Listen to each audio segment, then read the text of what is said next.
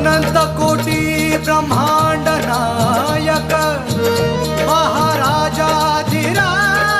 योगी राज परब्रह्म सच्चिदानंद भक्त प्रतिपालक शेगाव निवासी समर्थ सद्गुरु श्री गजानन महाराज